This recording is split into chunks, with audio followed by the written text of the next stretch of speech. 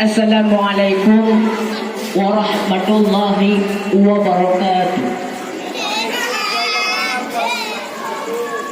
Alhamdulillah wa ashhadu anna Muhammadun abduhu wa rasuluh la nabiyya ba'da.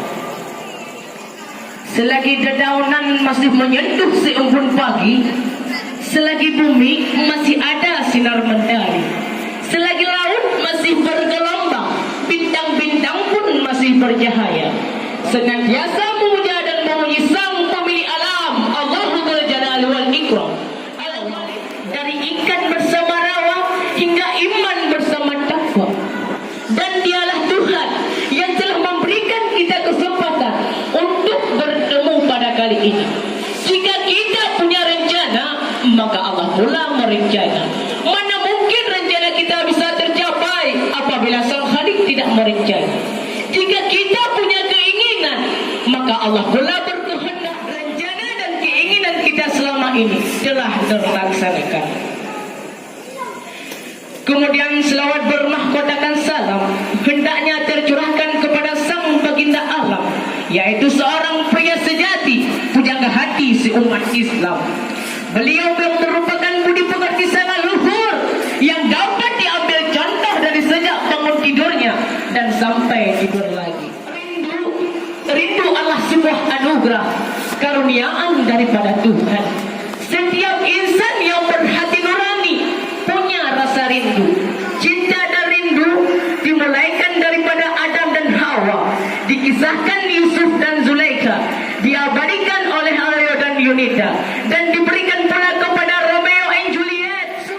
Dialah insan yang telah menemukan cinta dan rindu sejatinya, bagaikan tasbih dan benang pengikatnya, yang bibirnya basah akan cinta dan rindu kepada Rasulullah sallallahu alaihi wasallam.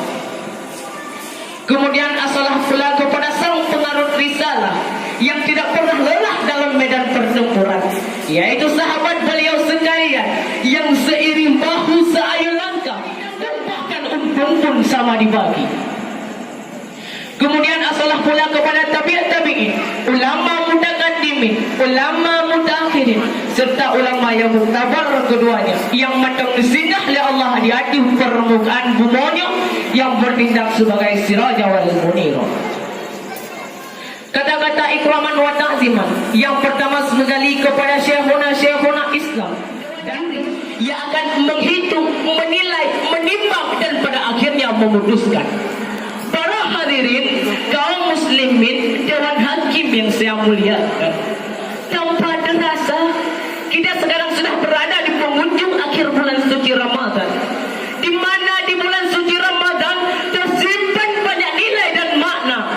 Ramadan di dalamnya banyak tersimpan hikmah-hikmah dan kelebihannya. Allah memberikan ibadah berpuasa sama dengan SKTV, satu untuk semua. Karena Allah memberikan sama dengan SKTV, mari kita jadikan sebagai MNCTV selalu di hati. Apabila puasa sudah menjadi MNCTV, itu baru NCTI oke.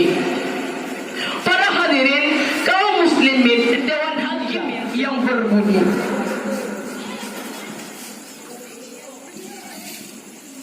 A'udzu billahi minasy syaithanir rajim.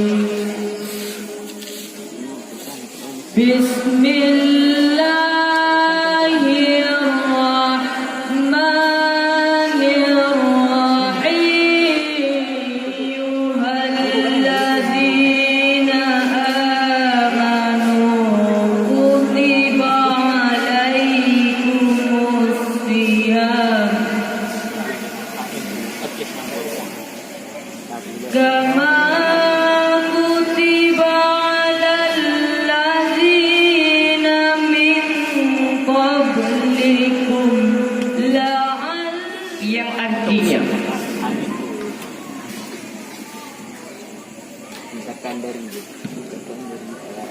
aku berlindung kepada Allah dari godaan syaitan yang terkutuk,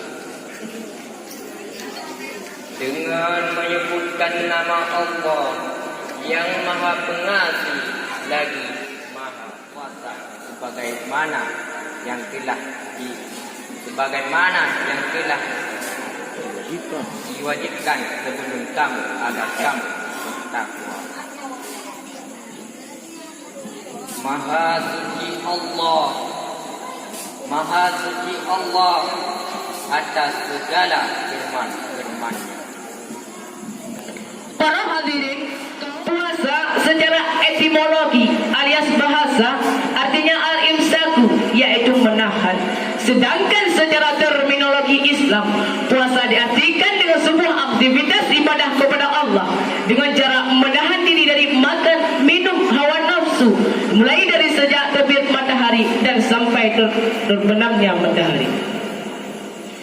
Bahkan jika kita melihat dari berpuasa itu sendiri, dari beberapa posting dan artikel yang pernah saya baca dari jagat dunia maya alias sosmed, di situ saya menemukan ada begitu banyak manfaat dan hikmah dari berpuasa dan dapat diperoleh oleh seseorang yang sedang menjalankan ibadah berpuasa.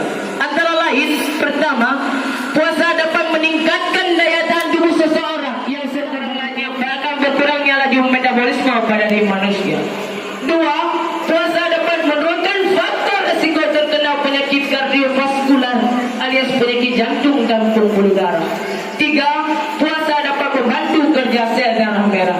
Dan masih banyak lagi yang tak mungkin saya sebutkan semuanya. Yang jelas pada intinya, berpuasa itu baik bagi kesehatan tubuh kita manusia. Sekianlah yang dapat kami sampaikan. Adapun dapat tersimpul sebuah natijah, adapun kesimpulan, maka dengan menyongsong datangnya bulan suci Ramadan tahun ini, mari kita meningkatkan kualitas ibadah kita kepada Allah dengan cara berpuasa. Hanya sekian dan demikianlah yang dapat kami sampaikan. Jika ada kesalahan dan kejanggalan, tolong dimaafkan karena kami pedang tidak menakutkan hingga ia mengalir darah dan menebas tenggorokan.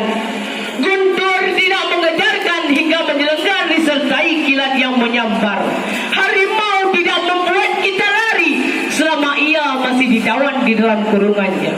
Selama diri kita masih ditawan rasa malas untuk belajar, di penjaranya yang menakutkan hanya bisa membuat orang-orang tertawa.